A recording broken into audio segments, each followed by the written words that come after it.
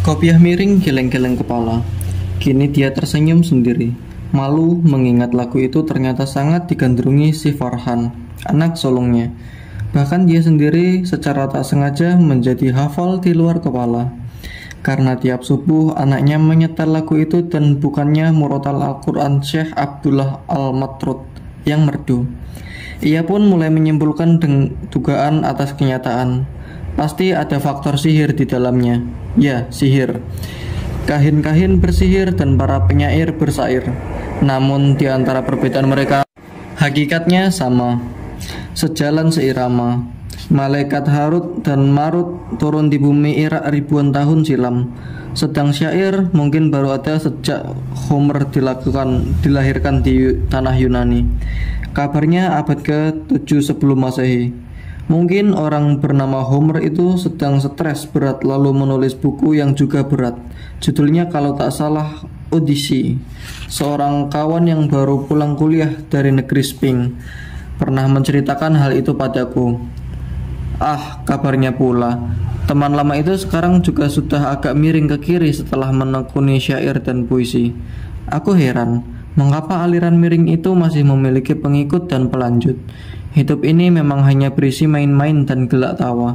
Tapi alangkah beruntungnya para serius yang selalu mengingat negeri akhiratnya, yang tetap konsisten di jalan lempengnya. Lagi-lagi kopiah miring geleng-geleng kepala.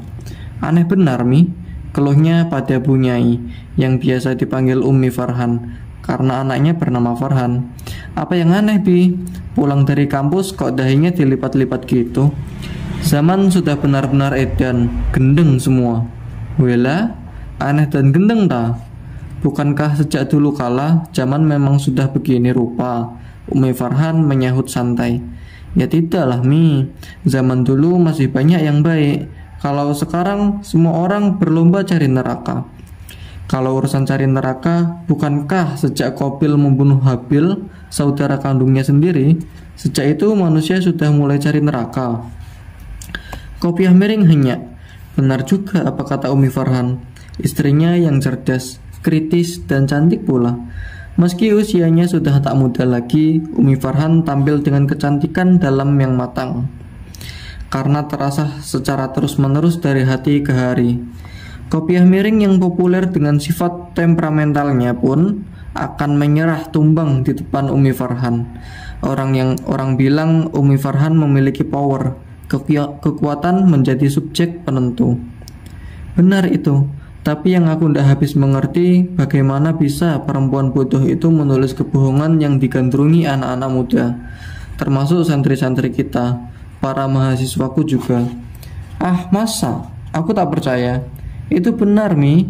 Perempuan bodoh itu menulis kebohongan. Menulis kebohongan atau mengarang cerita, Bi. Apa bedanya? Ia telah melahirkan kebohongan dan anak-anak kita dirayu untuk membacanya, membeli karyanya yang bohong dan sesat itu.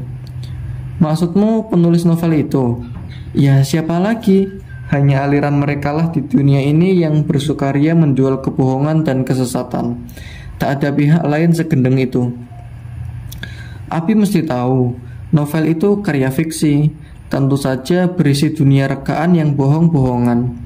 Tapi maksud dan misinya kan mulia, untuk pengajaran, untuk pencerahan. Makanya pakar-pakar itu bilang kalau fiksi adalah dusta yang karim. Abi ini kuper banget sih. Terlonjak kopiah miring. Kuper? Bukankah Umi Farhan yang tiap hari 24 jam berkutat di rumah? Paling-paling beranjak sedikit ke musola asrama putri. Dialah yang kuper bin Jadul bin Katrok.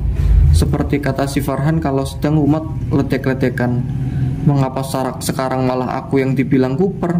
Kopiah miring termangu, menjajaki seberapa jauh respon Umi Farhan. Jika sekali lagi dia membantah pendapatnya. Dusta yang karim? Benar-benar baru dengar aku, Mi. Ungkapan paradoks begitu.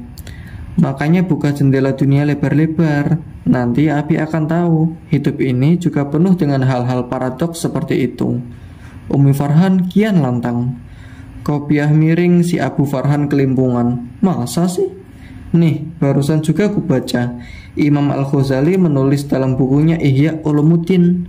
Katanya, perkawinan membebaskan hati dan pikiran laki-laki dari beban mengurus rumah tangga dan dari keharusan untuk memasak, menyapu, membersihkan perabotan, dan mengatur keperluan-keperluan hidup.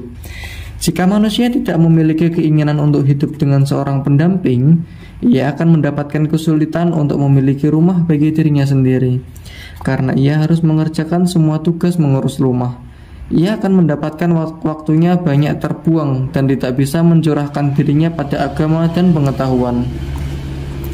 Ihya Ulumuddin halaman berapa itu? Masa Api nggak hafal? Halaman 600-an lah. Pertanyaanku, Bi, bagaimana dengan sang istri? Bagaimana mereka bisa mengabdikan dirinya untuk kehidupan agama dan mencari pengetahuan? Pernahkah Al-Ghazali yang luas ilmunya berpikir tentang itu?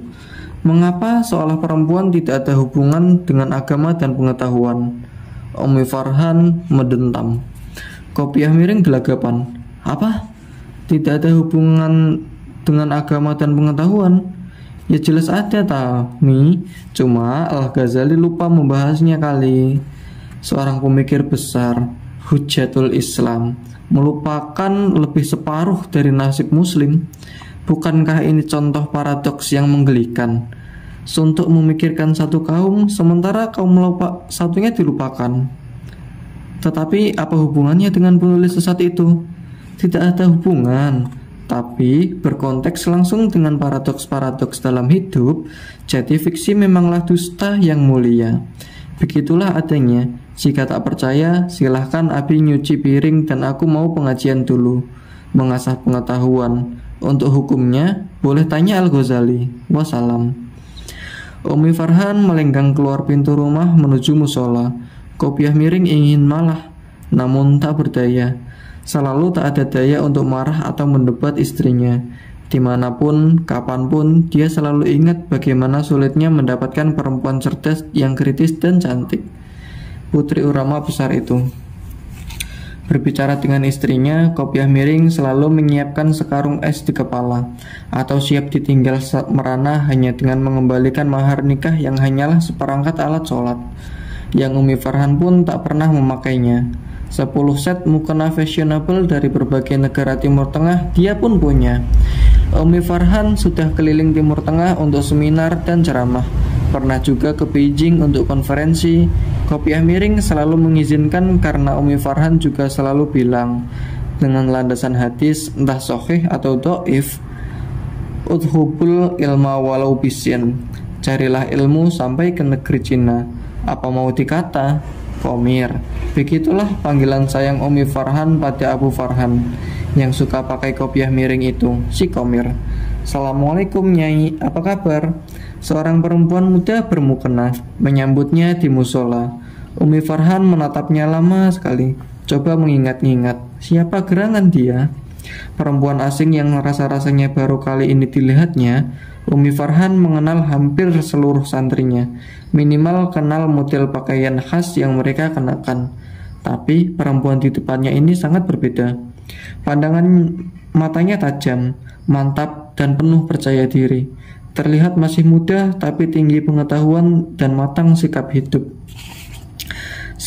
Merasa dipandangi sedemikian rupa, perempuan asing memperkenalkan diri sebelum ditanya.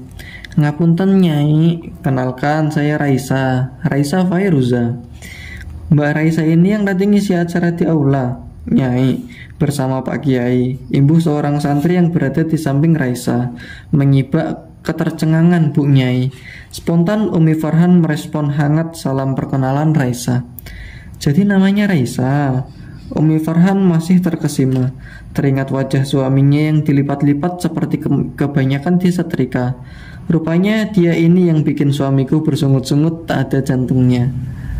Umi Farhan tertawa. Raisa heran mengira Umi Farhan menertawakan namanya. Iya Nyai, Raisa. Lucu ya? Atau jelek malah? Oh tidak, Raisa itu nama yang sangat bagus. Maknanya kan perempuan pemimpin, apalagi Raisa Fairuza, perempuan pemimpin yang berkilau indah seperti mutiara. Pasti ibumu seorang ahli bahasa yang piawai merangkai nama, selain memiliki kelembutan rasa dan cita-cita yang tinggi bagi putrinya. Insya Allah Nyai, ibu saya memang ahli bahasa, tapi bahasa ibu saja, bahasa Jawa maksudnya. Saya harap Nyai sehat, tak kurang suatu apapun.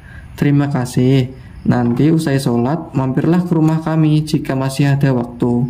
Saya ingin mengobrol-ngobrol atau sharing pengetahuan dengan Raisa. Sekejap Raisa terpana, berpikir kalau datang ke rumah Umi Farhan, jangan-jangan akan bertemu kembali dengan kopiah miring. Bisa benar-benar dikuliti habis dia. Tapi jika tidak menghadiri undangan kehormatan itu, nanti dikira sombong, tak menghargai pengundang yang adalah seorang ustazah yang dimuliakan. Di tengah rasa bimbang, dengan bismillah Raisa menjawab, "Insya Allah Nyai, saya akan mampir." Begitu selesai sholat berjamaah, zikir belum tuntas, ponsel di tas Raisa berdering. Cepat-cepat dimatikan biar tidak mengganggu seisi musola. Namun ponsel kembali melengking. Raisa beranjak keluar demi menjaga suasana khusyuk musola. Rupanya abang manajer bernama Fauzan Ibadi telah menunggu untuk segera cabut ke kota lain karena jadwal acara Raisa yang padat pada hari itu. Beri waktu 30 menit saja untuk silaturahim ke rumah Punyai, oke? Raisa menyela. Bahkan kita sudah terlambat 1,5 jam dari jadwal loh, Raisa. Ayolah, sama-sama disiplin. Atau udah siap mengecewakan pengundang yang lain? Manajer diplomasi. Karena sebenarnya undangan talk show di kota lain itu masih 6 jam lagi. Sementara perjalanan ke kota tujuan hanya butuh waktu 2 jam. Manajer harus melakukan itu karena tahu percakapan kopiah miring dengan panitia tentang penjualan buku Raisa yang mencapai ratusan eksemplar. Dia juga tahu kejengkelan si Komir atas semua kenyataan yang ternyata memihak Raisa. Jadi Raisa tak harus berkunjung ke rumah Punyai atas alasan apapun, karena boleh jadi si Komir akan benar-benar bertindak di luar nalar. Tahu gagal membujuk abang manajer, Raisa langsung pamitan pada Umi Farhan setelah berkali-kali meminta maaf serta memohon pengertian beliau. Sudahlah, tak apa-apa. Mungkin lain kali Allah memberi kita kesempatan untuk bertemu kembali, Raisa. Selamat jalan dan selamat berjuang. Tulis semua masa depanmu dan nyaringkan impian generasimu. Umi Farhan di belakangmu. Membelalak Raisa. Tak yakin akan pendengaran kupingnya. Umi Farhan anggukan kepala pelan dengan pandangan teduh, seakan meyakinkan pada Raisa bahwa semua yang diucapkan benar adanya. Spontan Raisa memeluk Umi Farhan dan berulang kali mengucapkan terima kasih setinggi-tingginya. Hatinya benar-benar terharu hingga meneteskan air mata. Momen yang sangat mengesankan baginya. Siapa sangka kalau dari balik pintu rumahnya, kopiah miring mengintip momen itu sembari kepal-kepal tangan ke udara hampa. Ninju mentari yang siang itu lupa tak mengirim cuaca hangat di jiwanya. Cuma bara api saja dan terbakar hati si Komir merana. Selamat siang dunia. Naharun Nur.